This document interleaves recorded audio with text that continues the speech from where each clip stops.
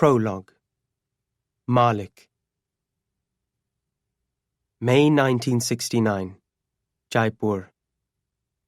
It's opening night of the Royal Jewel Cinema, which shines as brilliantly as a gemstone.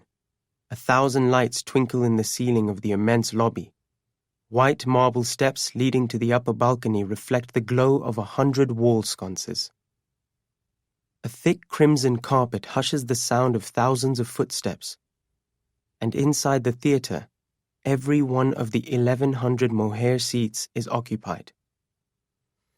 Still more people stand, lining the walls of the theatre for the premiere.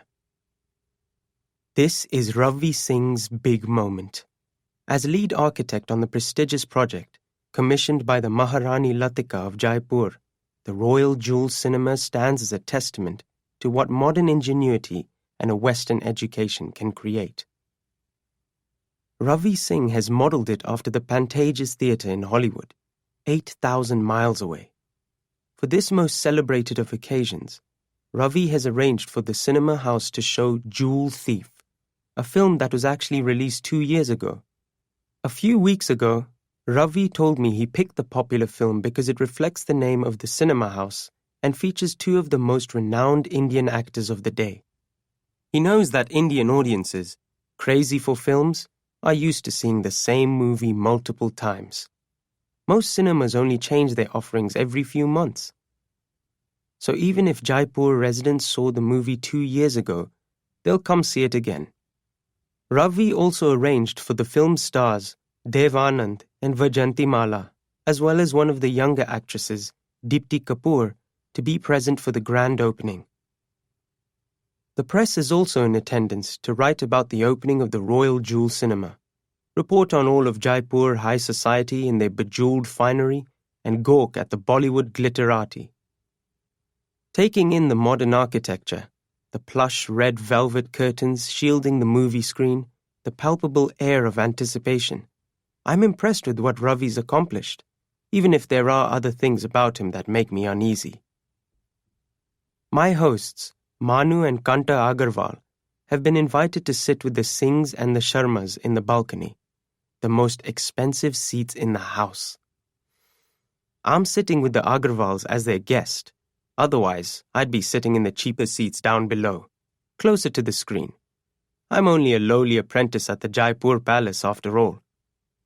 Children are allowed up here on the balcony, but Kanta has left her son, Nikki, at home with her saas. When I arrived at the Agarwals earlier this evening to accompany them to the cinema opening, I could see just how devastated Nikki was. "It's the event of the century. Why can't I go? All my friends are going." Nikki's face was flushed with anger. At 12 years old, he's able to charge his words with a strong sense of injustice. Manu, ever calm in the face of his son's and his wife's explosive personalities, said, "Independence of our country was actually the event of the century, Nikhil." "Well, I wasn't alive then, Papaji, but I'm alive now, and I don't see why I can't go." He looked to his mother for help.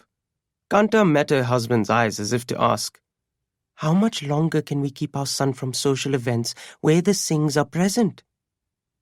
Nikki is getting old enough to question why he's allowed to attend some social occasions and not others. Kanta glanced at me as if to say, "Malik, what do you think?" I'm flattered they feel comfortable having these conversations in front of me. I'm not related to them by blood, but by the mere fact that my former guardian, Lakshmi, or as I call her, Auntie Boss, is a close friend. I've known the Agarwals since I was a young boy, so I know about Nikki's adoption, even if Nikki himself doesn't. And I know that the moment the Singh'S see those blue-green eyes of his, so uncommon in India, they'll be reminded of their own son's indiscretions. Auntie Boss's sister, Radha, wasn't the first girl Ravi impregnated before his marriage to Sheila.